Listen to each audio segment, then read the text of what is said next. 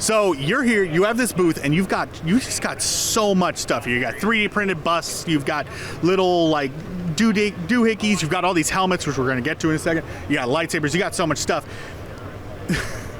First of all, how do you manage to like keep an eye on everything here and like manage running such a dense booth? So the big thing is having a good team. We've got some of the best, most dedicated people on our team, and whether we're at a convention, at a booth, or we're back at the studio making products, doing design work, social media, that is really the big thing, is having a solid team. No one person or even two people can do this and be successful. And how's the show been going for you so far? This show's been great. So this is our first time at the Retro Gaming Expo. We've done Comic Cons, Ren Fairs, Horror Cons, various different types of markets and shows for the last 4 years. This is our first Retro Gaming Expo, and this has been amazing. Fantastic. I'm glad to hear that. Now let's kind of start with like this side of the booth. You've got a lot of like 3D printed, busts and things of that nature. Could you talk a little bit about the 3D printing process? Like, I assume you guys probably have a printer farm set up, like something like that going? We do. So at our studio, we have over 70 machines that we've got running pretty much 24/7. Like right now, half the farm might be down because there's only 1 or 2 people trying to keep up while the rest of us are out traveling for the event. But we're generally trying to keep at least 60 machines going at all times. Plus we've got our prop master and painter, webmaster, engineers working behind the scenes, constantly working on processes, products, new designs, testing things out. And so really, when we started the idea, my friend and I, my chief engineer, we thought about doing lights out manufacturing.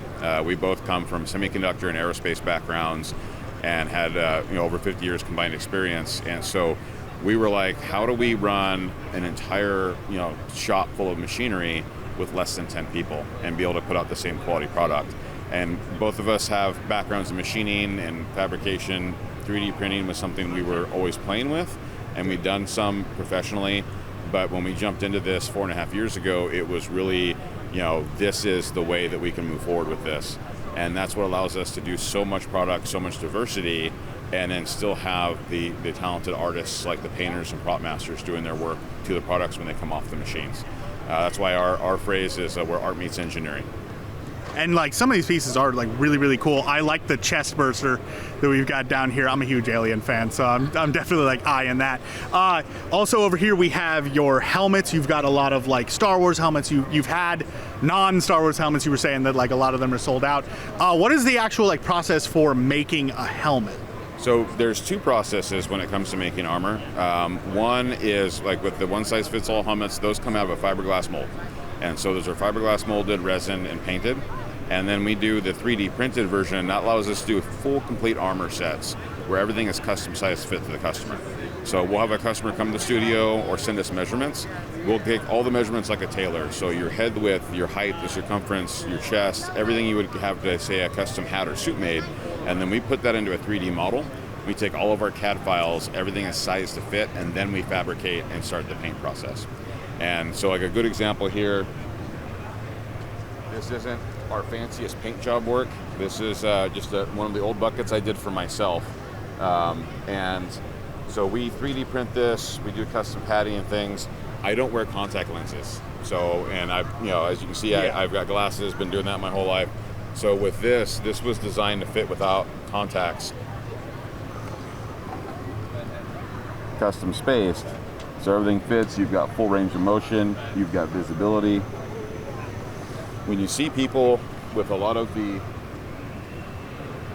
larger, bulkier cosplay, especially people that are doing like stilt work and they've got these big like armor suits or like a Chewbacca thing, you've got a handler usually that walks around with those people to help them navigate and things like that.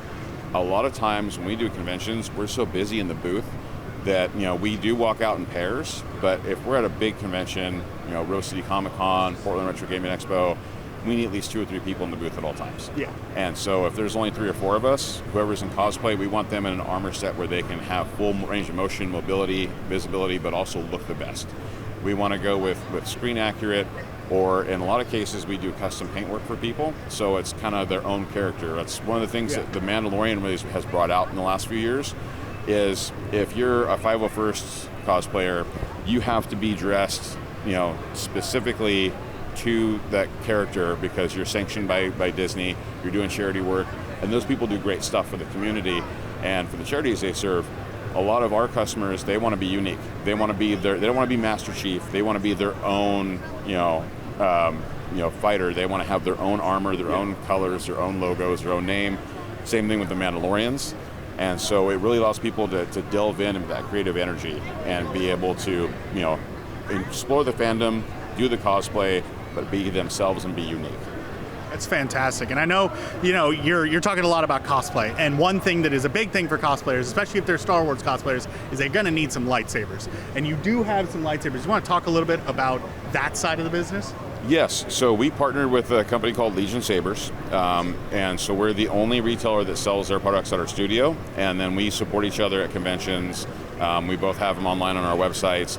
We went with Legion Sabers because they have a great customer service. They're all about the experience. And there's a lot of lightsaber companies out there, but we wanted to work with somebody that was going to have top quality, but also top customer service.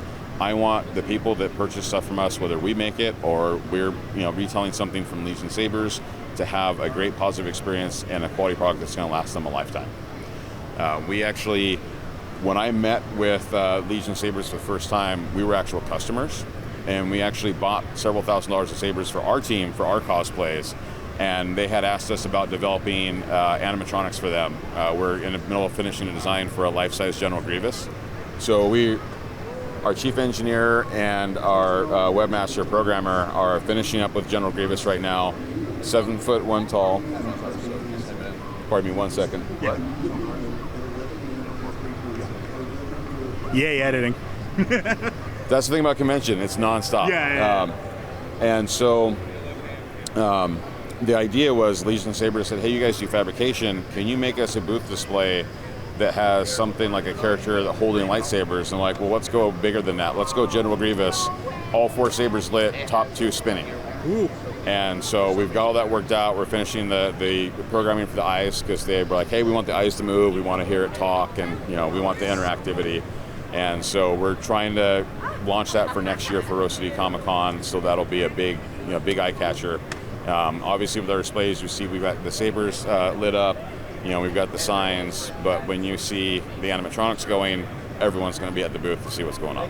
Oh, that's going to be fantastic. Really putting your experience as an engineer to work on that, I'm sure, because that sounds incredible with the moving sabers, and that just sounds brilliant. I'm gonna definitely have to come by and check that out.